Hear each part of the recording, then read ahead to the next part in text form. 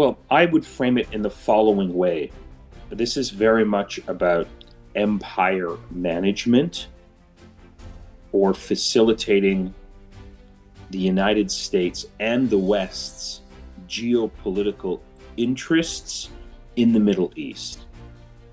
What's clearly evident when you listen to Donald Trump speak about his 20-point peace plan for Gaza, specifically his speech in the Israeli Knesset last Monday, it's very much framed and presented as the continuation of the Abraham Accords, which was this deal that Donald Trump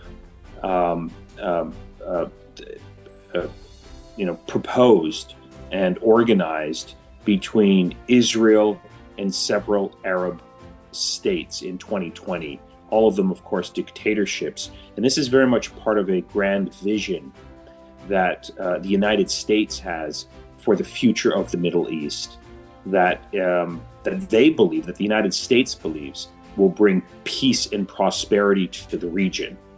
And so that's really the key context here, that Israel and the Arab states, if they can come together and put aside their differences, we can have peace and stability in the Middle East. But of course, when the 2020 Abraham Accords were announced between Israel and the United Arab Emirates, and then later Bahrain and a few other countries joined as well, the question of Palestine was completely ignored.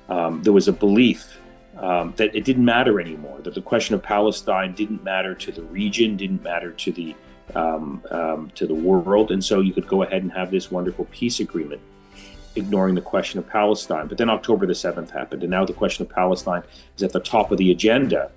And then this Abraham Accords were stuck in paralysis. There was no way the Abraham Accords could go forward, and specifically, there was no way that Saudi Arabia could join the Abraham Accords when there was a genocide happening in Gaza. It would be political suicide for any Arab or Muslim leader to sign on to the Abraham Accords, to establish close relations with Israel, and to shake Benjamin Netanyahu's hand when there was a certifiable genocide happening in Gaza that had rocked the entire world. Now Donald Trump's belief, and I want to emphasize, this is not just about Donald Trump, this is a bipartisan American position that both Democrats and Republicans share, that the Abraham Accords now can move forward because there allegedly now is peace in Gaza, and there's going to be a peace plan, and we don't need to worry about Gaza anymore. So that's really what the motivation is here. If you actually read Donald Trump's 20-point so-called peace plan for Gaza, it reads very much like the Abraham Accords. It's framed in that narrative. It's very much, I think, connected to this desire to somehow solve the question of Palestine so that Arab states and Israel can come together and proclaim peace in the region, and the ruling elites of both countries can make a lot of money. And then allegedly, this will then allow Saudi Arabia and Pakistan and Indonesia and other Muslim countries to join the Abraham Accords, and everyone will live happily ever after. That's the vision. But of course, it's a grossly distorted vision that has very little to do with the realities on the ground in Gaza. Well, they're deeply complicit, because if you just saw the spectacle that was on display for the entire world last Monday at Sharm el-Sheikh in Egypt, when Donald Trump proclaimed peace in the Middle East, there were many Western leaders that showed up there to basically provide a stamp of approval on his horrific peace plan for Gaza, which I have described, I think more accurately, as a genocide extortion plan for Gaza and a new attempt to impose a neo-colonial stranglehold on Palestine. I mean, Trump's plan, calls for effectively Western control over Gaza, with Tony Blair, the former prime minister, as the new viceroy of Gaza. And so these Western leaders show up at this summit in Sharm el-Sheikh, all of them, eager to get close to Donald Trump and to support his horrific so-called peace plan for Gaza. So they're very complicit. They're also deeply complicit because during the last 2 years, these countries have been providing Israel with solid support and ongoing arms sales while Israel is committing a genocide. Even Canada, for example, shows up at the Sharm el-Sheikh summit, issues press releases praising Donald Trump, suggesting and that this new plan for Gaza is rooted in justice, is rooted in the prospects for peace, thus sanitizing what Donald Trump has done in Gaza and what he hopes to do in the future. But let me emphasize something else. This is not just Western leaders who are complicit in what's happened in Gaza. Muslim leaders are also deeply complicit in the horrors of Gaza. When Donald Trump announced his peace plan, 8 Muslim countries, including Pakistan, sang Donald Trump's praise. In fact, they issued a press release praising Donald Trump for, quote, his moral leadership and sincerity. And if you saw what happened at the Sharm el-Sheikh summit, one Muslim leader after another, including the Pakistani prime minister, was just, enthusiastically praising Donald Trump, who's not only an authoritarian leader, but who's deeply complicit in genocide.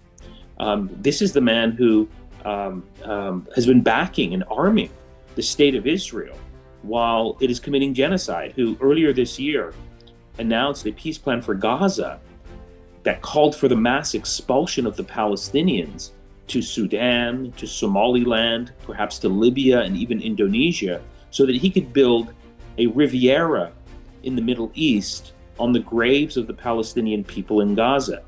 And so instead of these Muslim leaders standing up to Donald Trump and insisting that he uphold international law and to roll Israel back to its international borders and to stop this genocide, they're doing the exact opposite. They're actually legitimizing Donald Trump's Gaza extortion plan. So I want to emphasize it's not just Western leaders here that are complicit in the horrors of Gaza and in this very odious peace plan.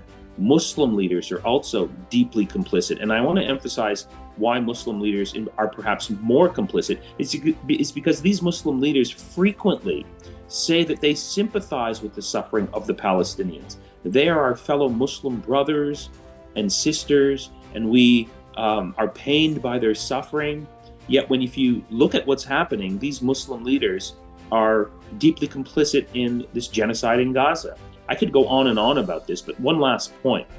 Exactly a week ago, the Washington Post reported that all of the leading Arab states have expanded their military relationship with Israel over the last 2 years when a genocide in Gaza has been taking place. Just stop and think about what future historians are going to say about this moment, that when the people of Gaza were being exterminated by the state of Israel in a horrific land grab motivated by the extremist policies of Benjamin Netanyahu, leading Arab states were strengthening and enhancing their military relationship with a country that was practicing genocide.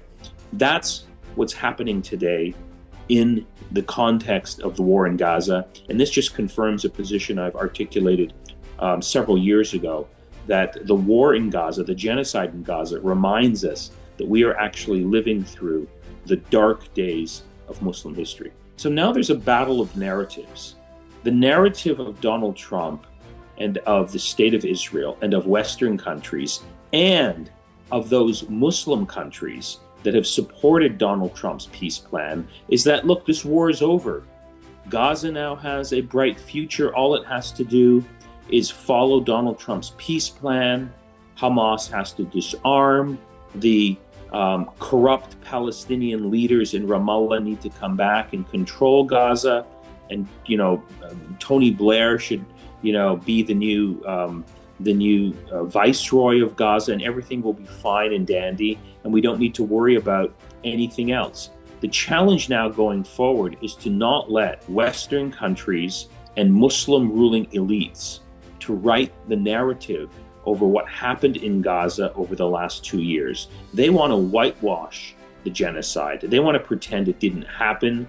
They want to make a lot of money by allying themselves with Israel and denying the Palestinians their basic human rights. So the challenge going forward is to ensure that the documentary and factual record of what happened in Gaza is preserved and passed on to future generations. That's why I say there's a battle of narratives. This is the work of human rights groups. This is the work of global civil society. This is the work of everyone on the planet who has an ethical core and who believes that international law matters and that the basic rights of indigenous populations should be protected and respected. So what I tell my colleagues, what I tell my students is that going forward, what we have to do is we have to make sure that this genocide in Gaza, which is just paused, by the way, it's not over. I predict it's going to start again. But we have to make sure that we document, we chronicle, and we expose what's happened in Gaza. And we don't allow people like Donald Trump or these Western leaders like Macron and Keir Starmer and the Canadian Prime Minister Mark Carney, and I want to emphasize these corrupt Muslim leaders who are part of this facade in Gaza, to allow their narrative to triumph and to pretend that everything is fine and all we have to do is just, follow Trump's lead and we can get to a better place. We have to challenge that narrative. We have to uphold international law, and critically, we have to demand accountability, not just for those people who have command and control responsibility over the genocide in Gaza, but also to those countries in the Western world and in the Islamic world who are complicit in this genocide.